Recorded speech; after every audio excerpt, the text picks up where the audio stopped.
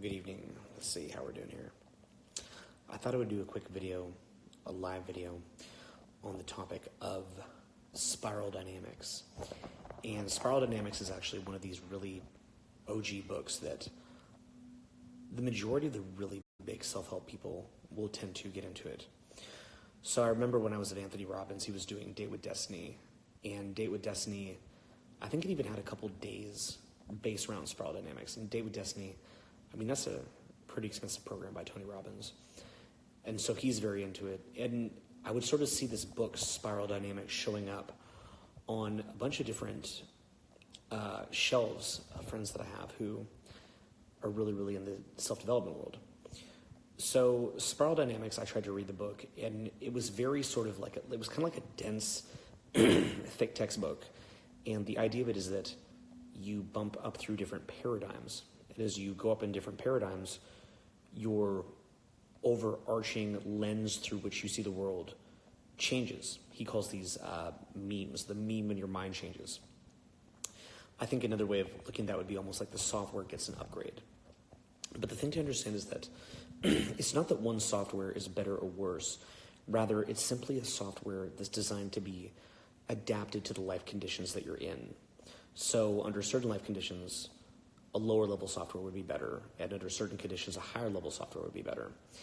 And this was created by a guy called Claire Graves, okay? I'm talking about spiral dynamics, by the way, if you're late. And later, there was actually a guy called Don Beck, and he had another partner, but I can't remember his partner's name. I don't think they stuck together, as sometimes happens with teachers. You've seen that even happen in my own organization at times, but I'm sure that they did a lot of great work together. And Don Beck and his buddy, they started to take the work of Claire Graves and actually color code it. And the color coding is really amazing. So you can look this up. I'm talking about spiral dynamics right now if you come here late.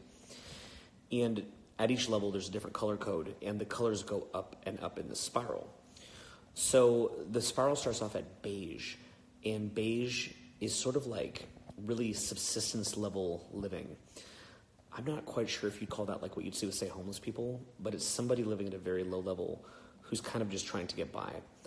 And then you'll see them go through these different colors where they'll band into like a little group. And they do that kind of for protection, and they talk about that paradigm. And then they talk about, and Max, if you're watching this, you were there.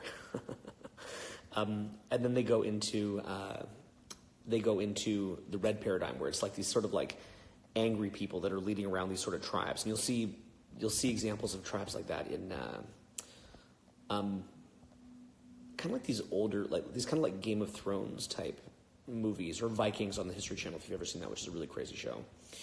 So then as they go up, they go more into a little bit, like there's a few different ranks they kind of go up, but another one is where they become a little bit more religious, a little bit more like the Puritan kind of thing. And we saw that as America started up. And people would sort of, boat here, and they were kind of like in this religious mode. And again, this is the book Spiral Dynamics, if you're coming late. And what's up to everybody? And then the next one, which I think is very, very common, is the orange paradigm. So the orange paradigm is essentially what we see a lot of the time in America. We saw that in the 80s. And the orange paradigm is this idea that, and again, look this up, Spiral Dynamics, if you want to check it out. You can Google it and see the little graph. The orange paradigm is where people become very, very entrepreneurial, and their main focus is they want to make a lot of money. There was a book called American Psycho, and it was actually recreated into a movie with Christian Bale. And that was actually meant to parody the kind of the darker side of that orange paradigm.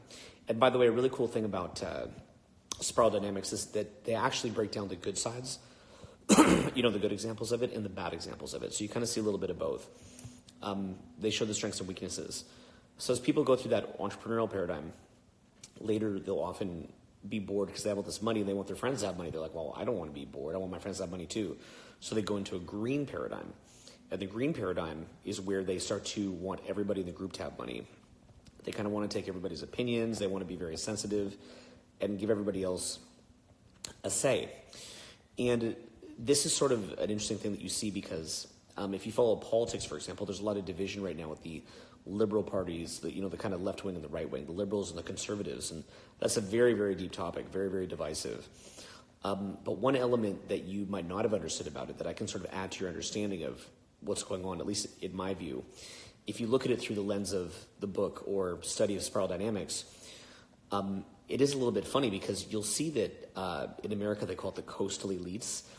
And so often you get a lot of very rich people living in, say, LA or New York on the coast who they have a ton of money, but they actually want higher taxes, or they want people who might be oppressed or having a hard time to actually get, a little bit to kind of help them pull up.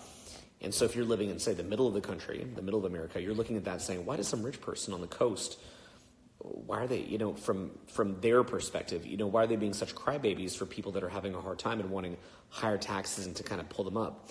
Well, looked at through the lens of the spiral dynamics, that's actually the, people in the middle could be in the orange paradigm, and then the coastal elites have actually moved up into the green paradigm, where they become very, very sensitive.